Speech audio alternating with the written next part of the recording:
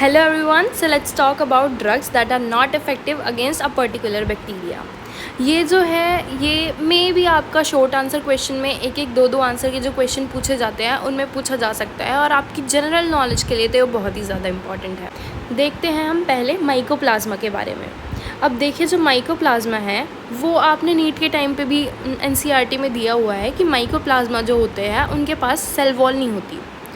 तो इनके पास cell wall नहीं होगी तो क्या सेल वॉल इनहिबिटर्स इनका कुछ बिगाड़ पाएंगे? So these are resistant to cell wall inhibitors. और ये नेचुरल रेजिस्टेंस है या एक्वायर्ड रेजिस्टेंस है? अब आप बताइए। ये जो है नेचुरल रेजिस्टेंस है, क्योंकि जब से माइकोप्लाज्मा प्रेजेंट है तब से ही वो सेल वॉल इनहिबिटर्स के अगेंस्ट रेजिस्टेंट है, क्योंकि इसके पास तो सेल वॉल है ही नहीं। तो अब सेल वॉल इनहिबिटर्स इसका कुछ नहीं कर सकते। अब सेल वॉल इनहिबिटर्स के बाद हम कौन से यूज़ करते हैं? मतलब सबसे पहले हम सेल वॉल इनहिबिटर्स यूज़ करते हैं अगर कभी भी हमें ड्रग्स देने हो कोई किसी भी एंटी माइक्रोबियल के अगेंस्ट। अब अगर सेल वॉल इनहिबिटर जो होता है वो काम नहीं कर रहा है तो हम देंगे राइबोसोम, मतलब प्रोटीन सिंथेसिस इनहिबिटर। और इसमें हम प्रोटीन सिंथेसिस इनहिबिटर में जो ड्रग ऑफ चॉइस है दैट इज़ मैक्रोलाइड। तो माइकोप्लाज्मा के लिए macrolide, M for mycoplasma, M for the drug of choice is macrolide and it is resistant to cell wall synthesis inhibitors. क्यों? क्योंकि it is natural resistant to them because they do not have cell wall.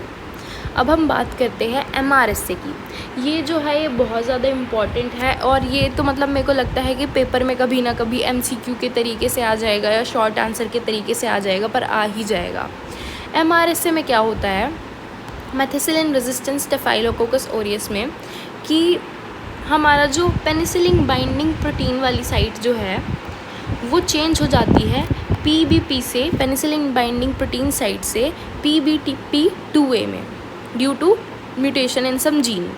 तो उस gene की mutation की वजह से जो target है वो बदल जाता है। जैसे मरसा की जगह वो क्या बन गया? कुछ और बन गया। जैसे हमने देखा था ना कि MRSA, VRSA, फ्लोरोक्विनोलॉन्स, ये सब किसके एग्जाम्पल थे? Alteration of the target site के। तो इसमें आपकी जो टारगेट था, जो PBP था, उसको आपने ऑल्टर कर दिया, PBP2A में कन्वर्ट कर दिया, जिसकी वजह से अब वो जो बीटा लैक्टम्स होते हैं, जो सेल वॉल सिंथेसिस इनहिबिटर है, वो अपने टारगेट को ही नहीं देख पाएगा। ठीक है, तो इसमें हम बीटा लैक्टम्स यूज़ नहीं कर सकते, क्योंकि बीटा लैक्टम्स कहाँ काम करता है? PBPs पे। अब PBPs जो है वो तो PBP2A बन गए, तो बीटा लैक्टम इसको पहचान ही नहीं पाएगा, तो हम इसके अगेंस्ट बीटा लैक्टम्स यूज़ नहीं कर सकते, बल्कि हम इसके अगेंस्ट यूज़ करेंगे वेनकोमाइसिन।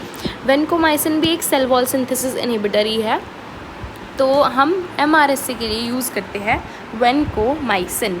ठीक है, तो drug of choice for methicillin resistant staphylococcus aureus is vancomycin and not beta lactams. ये दोनों के दोनों ही सेल वॉल सिंथेसिस इनहिबिटर्स है। अब हम बात करते हैं स्यूडोमोनास की। स्यूडोमोनास जो होते हैं ये ग्राम नेगेटिव ऑर्गेनिज्म होते हैं, और जो ग्राम नेगेटिव ऑर्गेनिज्म का अगर आपको स्ट्रक्चर याद हो, जो कि आपको जनरल में पढ़ाया जाता है, उसमें माइक्रोबायोलॉजी में पढ़ाया जाता है, उसमें एक इनर मेम्ब्रेन होती है, एक आउटर मेम्ब्रेन होती है। जो आउटर मेम्ब्रेन होती है उसकी स्यूडोमोनास की, अब उसको वेनकोमाइसिन जो होता है वो क्रॉस नहीं कर पाता, तो हम स्यूडोमोनास में वेनकोमाइसिन नहीं दे सकते, क्योंकि Pseudomonas is a gram negative organism और उसकी जो आउटर मेम्ब्रेन है उसको वेनकोमाइसिन जो होता है वो क्रॉस नहीं कर पाता।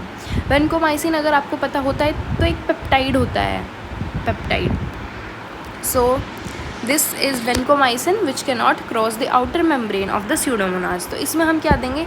इसमें हम देंगे अमाइनोग्लाइकोसाइड प्लस सेफ्टाजिडीन।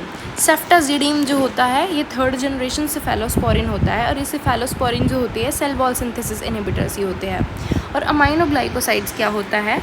ये होता है protein synthesis inhibitor which is 30S ribosome पे जो एक्ट करता है। तो प्रोटीन सिंथेसिस इनहिबिटर प्लस हम सेल वॉल सिंथेसिस इनहिबिटर, ये दोनों देंगे। तो क्योंकि अमाइनोग्लाइकोसाइड्स जो होते हैं वो इसके अंदर फिर एंटर कर जाएंगे और फिर अपना काम शुरू कर देंगे।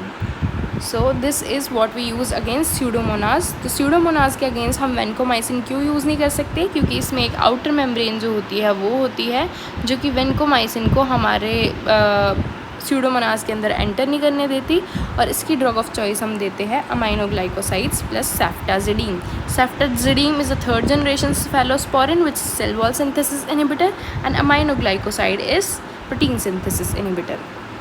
अब हम बात कर लेते हैं एंटेरिक फीवर और एनारोब्स के बारे में।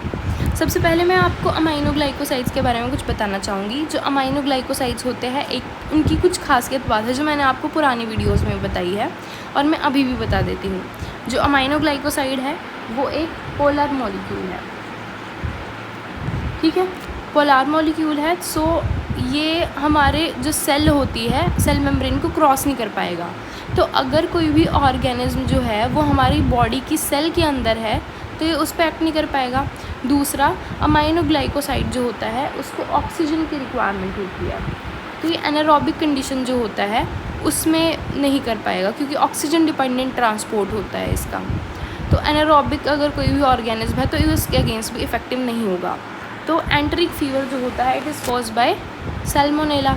और सैल्मोनेला अगर आपको पता हो तो वो इंट्रासेल्युलर ऑर्गेनिज्म है, और इंट्रासेल्युलर ऑर्गेनिज्म है तो इसको एक्ट करने के लिए अगर अमाइनोग्लाइकोसाइड जो है उसको एक्ट करना है तो उसको हमारी सेल मेम्ब्रेन को क्रॉस करना पड़ेगा। लेकिन ये तो हमारी सेल मेम्ब्रेन को क्रॉस ही नहीं कर सकता क्योंकि ये एक पोलर मॉलिक्यूल है। तो हम अमाइनोग्लाइकोसाइड जो होता है वो एंटेरिक फीवर में नहीं दे सकते। साथ ही एनारोब्स, अगर कोई भी एनारोबिक बैक्टीरिया, एनारोबिक माइक्रोब है तो उसके लिए भी हम अमाइनोग्लाइकोसाइड नहीं दे सकते। क्यों? क्योंकि इसको ऑक्सीजन चाहिए फॉर इट्स ट्रांसपोर्ट। तो हम एंटेरिक फीवर में भी नहीं दे सकते अमाइनोग्लाइकोसाइड्स और हम एनारोब्स में भी नहीं दे सकते अमाइनोग्लाइकोसाइड। तो हम एंटेरिक फीवर में क्या देंगे? हम देंगे सेफ्ट्रैक्सोन। सेफ्ट्रैक्सोन हम कैसे याद करेंगे? Enteric fever is a fever, और फीवर से हमें क्या रहना चाहिए? फीवर से हमें रहना चाहिए सेफ़।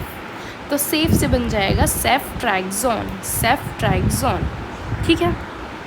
अब हमें पता है एनारोब्स जो होते हैं उनके लिए हमें क्या चाहिए? अब अमाइनोग्लाइकोसाइड को तो ऑक्सीजन चाहिए ट्रांसपोर्ट करने के लिए, लेकिन अगर ट्रांसपोर्ट हमारी मेट्रो करेगी तो मेट्रो को थोड़ी ऑक्सीजन चाहिए, उसको क्या चाहिए? उसको तो इलेक्ट्रिसिटी चाहिए आई गेस।